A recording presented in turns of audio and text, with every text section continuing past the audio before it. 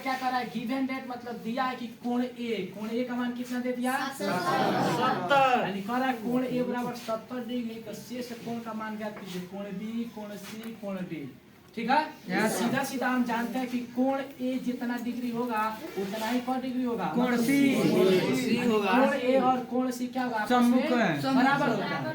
कोण बी और कोण डी क्या होगा, आपस में बराबर होगा। इसका मतलब अगर कोण ए का पता है तो हमको कोण सी आसानी से निकाल लेंगे, अगर कोण बी पता है तो कोण डी आसानी से निकाल लेंगे। हम ये भी जानते हैं कि कोण ए और प्लस कोण बी बराबर होता है 180, या आप कह सकते हैं कोण ए प्लस कोण डी बराबर भी 180, या कोण डी प्लस कोण सी बराबर 180। मतलब यह दोनों कोण आपस में हमेशा 180 डिग्री के होते हैं, ये भी आपस में 180 डिग्री के बराबर होते हैं, और ये भी आपस में 180 डिग्री के बराबर होते हैं। सबसे पहले दिया है कोण ए बराबर कितना 70, तो हम जानते हैं वी नो दैट, ये लिखना पड़ेगा कि कोण ए बराबर कोण सी तथा कोण बी बराबर कोण डी।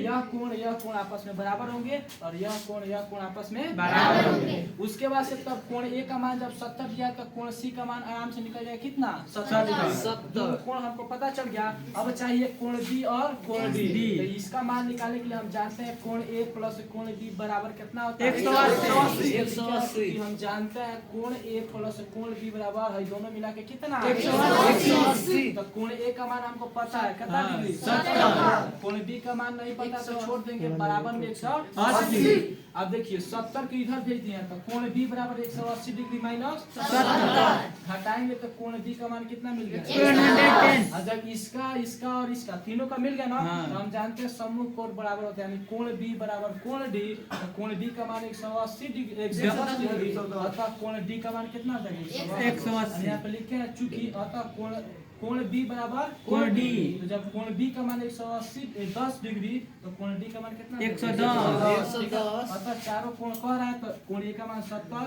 कोण बी का मान 110, कोण सी का मान फिर 70 और कोण डी का मान 110। कोण बोला है समांतर चतुर्भुज का चारों निकल गया, ये हमारा क्या हो जाएगा आंसर।